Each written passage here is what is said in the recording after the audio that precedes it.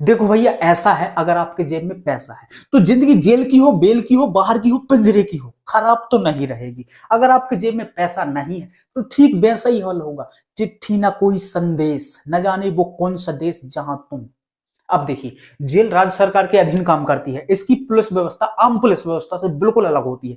जब आप जेल में जाते हैं तो आपको शुरुआत में नंबर नहीं दिया जाता। जब आपकी जज साहब सजा मुकर्रर कर देते हैं उसी के बाद नंबर दिया जाता है।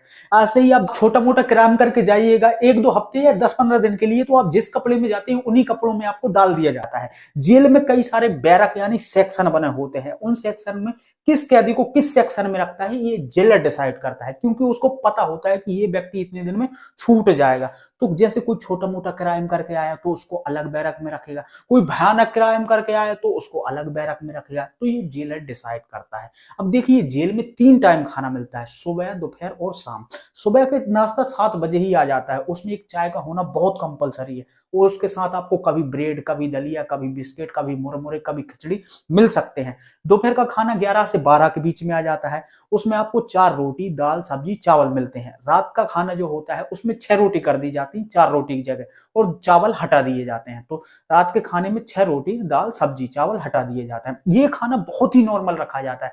तेल मसाले या चटपटे चीजों से बचा जाता है ताकि यदि लोग बीमार ना पड़े, क्योंकि जो जेल का हॉस्पिटल होता है बहुत ही नॉर्मल होता है, मतलब उतना स्पेसिफिक नहीं होता, छोटी मोटी चीजों का ही इलाज हो सकता है। इसलिए इस खाने को बहुत ही नॉर्मल रखा जाता है। इस खाने को कैदी लोग ही बनाए रहते हैं। ठीक है, कई बार क्या होता है कि लोग आते हैं इसी खाने को खाकर मोटे होकर चले जाते हैं, लेकिन कई बार क्या होता है कि सूखी लकड़ी होकर चले जाते हैं। अब देखिए, जेल के अंदर कैंटीन वगैरह सब होता है, जो चाहे आप खरीद सकते हैं, जैसे सरफ, साबुन, शैम्पू, एक्स्ट्रा खाना, सलाद, चटनी, धनिया, प्याज, जो आपको लगता है वो आप खरीद सकते हैं। लेकिन उसके लिए आपको जेलर से लिखवाना पड़ता है। बाहर से भी आप खाना बुलवा सकते हैं, लेकिन उसको रोज रोज नहीं बुलवा सकते हैं, क्योंकि चेक किया जाता है, उसके बाद आपके पास पहुंचा दिया जाता है। आपकी फैमिली वगैरह अभी आती है तो वो खाना लेकर आ सकती है, लेकिन रोज रोज नहीं। उसको रोज रोज अलाउ इसलिए नहीं किया जाता है कि रोज रोज थोड़ा दिक्कत हो जाए, चेकिंग वगैरह काफी ज्यादा होती है। आप देखिए, जेल में आप जाते हैं तो आपको बर्तन वगैरह खुद ही खरीदने पड़ते हैं, लेकिन जो बर्तन होते हैं जेल के वो प्लास्टिक के होते हैं, जैसे चम्मच प्लास्टिक की होगी, थाली प्लास्टिक की होगी, जो भी चीजें होंगी वो प्लास्टिक की होंगी। अगर इनको स्टील या लोहे वगैरह के रख दिए जाते हैं तो वो एक दूसरे में घुसेड़ देंगे, क्योंकि सबके सब क्राइम करके ही जाते हैं, कोई अच्छा काम करके तो जाता नहीं है।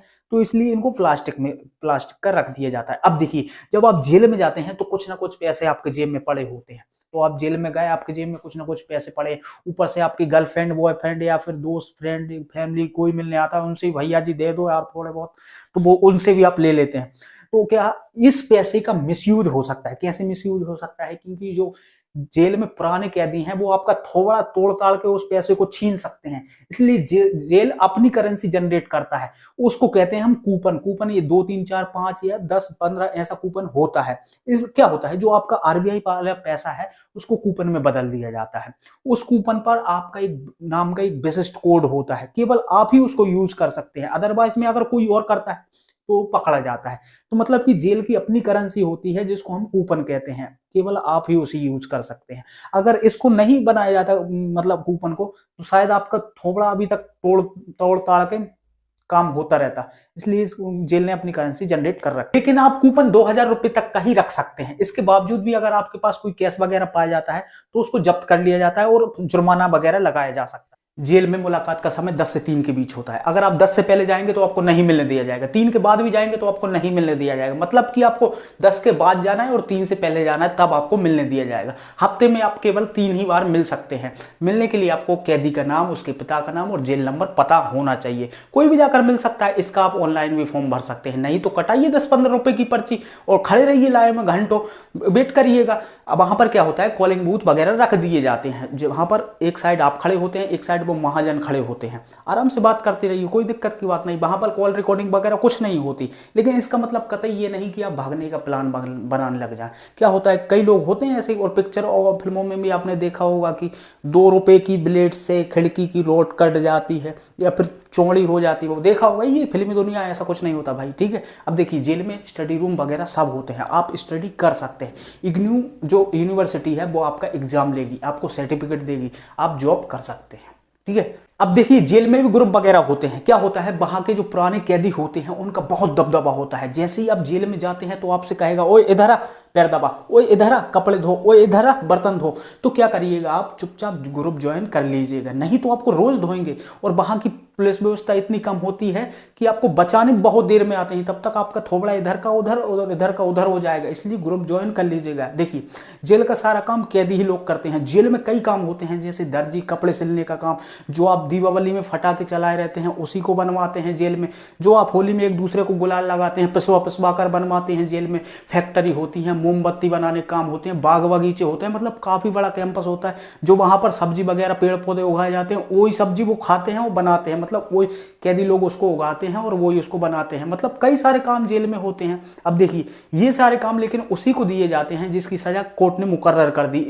उसको सजा नहीं दी जाती जिसका ट्रायल चला जाता है, उसको तो नॉर्मल कोई काम वगैरह दे दिया जाता है। इस काम के बदले में आपको पर डे 20 रुपए मिलते हैं, यानी महीने का 600 रुपए मिलता है।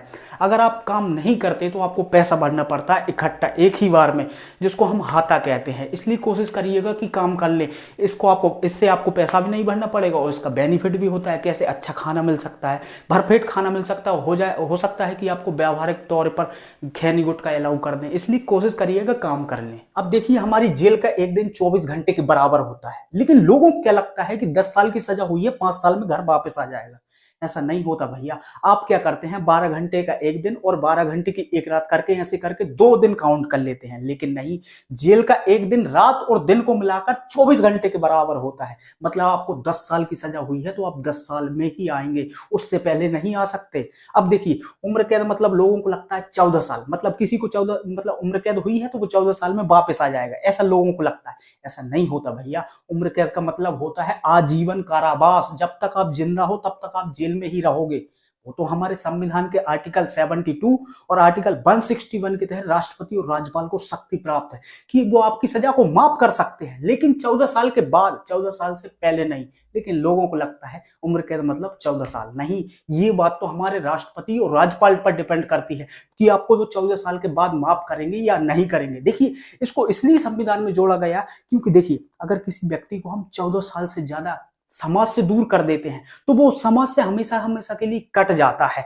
क्या होता है, कई बार लोग आपराधिक प्रवृत्ति के तो होते नहीं है, लेकिन स्थिति कुछ ऐसी बन जाती है कि उनसे अपराध हो जाता है, इसलिए इसको संविधान में जोड़ा गया। अब देखिए फांसी की सजा सुनाते वक्त जज साहब अपनी कलम क्यों तोड़ देते हैं।